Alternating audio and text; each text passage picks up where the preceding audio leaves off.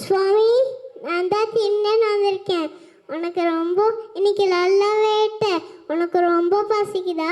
இந்த ஆட்டு மாமிசம் சாப்பிடு.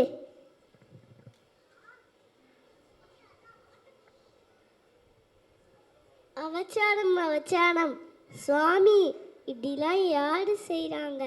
சுவாமி, நீ அவங்கள தண்டிக்க மாட்டியா? அப்படி சொல்லாதே பக்தா.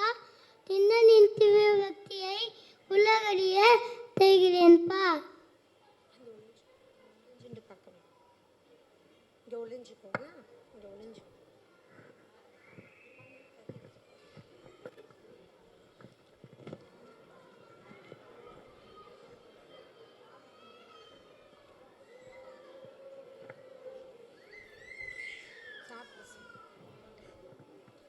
சுவாமி, இன்னைக்கு ஆட்டு மாமிசம் தான் கிடைச்சது, சாப்பிடு. அச்சோ, கண்ணில் ரத்தம் ஒழுகுது, நான் என்ன செய்யட்டும்?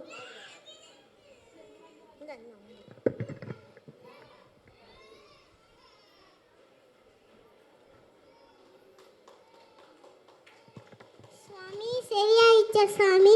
வலிக்குதா சாமி? அச்சோ, இன்னொரு கண்ணே ரத்தம் ஆடுது, நான் என்ன செய்யட்டும்?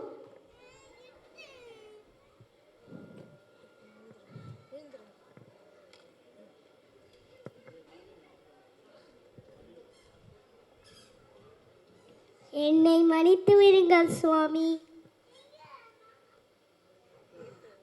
உயிர்த்தெழுவாயாக. சிவபெருமானுக்கே கண்களை குத்ததால் இந்த முதல் நீ கண்ணப்பர் என்று அழைக்கப்படுவாய். அன்பே தீவம். அனைத்து உயிர்களிடத்தும் அன்புடன் நடந்து கொள்ள வேண்டும்.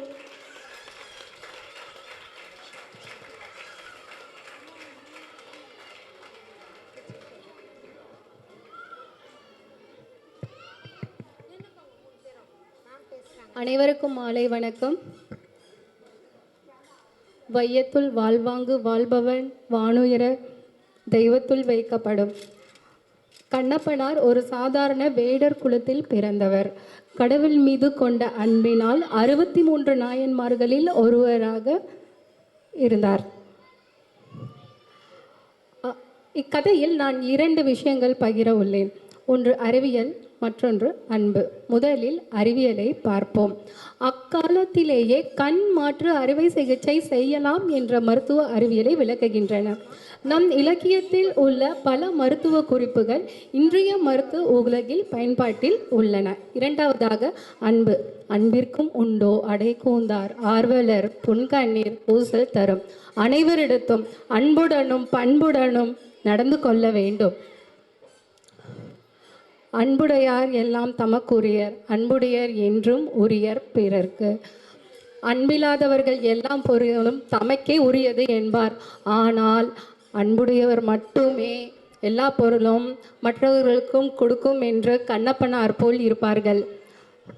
குழந்தைகளுக்கு